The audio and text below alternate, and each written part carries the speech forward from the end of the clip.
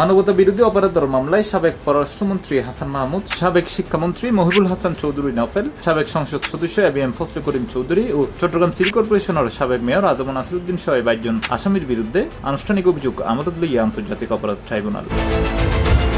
2024 সালত July August গণ অভ্যুত্থান চলাকালীন ছাত্রদল নেতা ওয়াসিম সহ 6 জনের হত্যার ঘটনায় মানবতা বিরোধী অপরাধে এই মামলা করা হয়, যেটা পলাতক সাবেক মন্ত্রী হাসান মাহমুদ ও মহিবুল হাসান চৌধুরী নফেল সহ 18 জনের বিরুদ্ধে গ্রেপ্তারি পরোয়ানা জারি করছে ট্রাইব্যুনাল।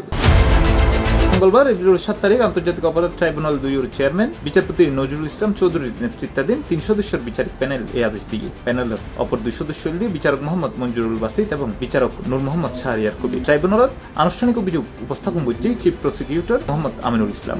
এই আসামিদের বিরুদ্ধে পর্যাপ্ত সাক্ষ্য প্রমাণ আমরা পেয়েছি এবং আমরা আশা করছি যে আমরা সাক্ষ্য প্রমাণ দিয়ে তাদের বিরুদ্ধে যে আজকের আনিত চার্জ আমরা যথাযথভাবে সেটি আমরা ট্রাইব্যুনালে প্রতিষ্ঠা করতে পারবো। এমনি সাবেক সংসদ সদস্য এবিএম ফজলে করিম চৌধুরী সহ এই মামলার 4 আসামি বর্তমানে গ্রেপ্তার আছে। এপ্রিলের 19 তারিখ তারারে ট্রাইব্যুনালত হাজির করিবার নির্দেশ দিয়ে সি প্লাস টিভি, চট্টগ্রাম।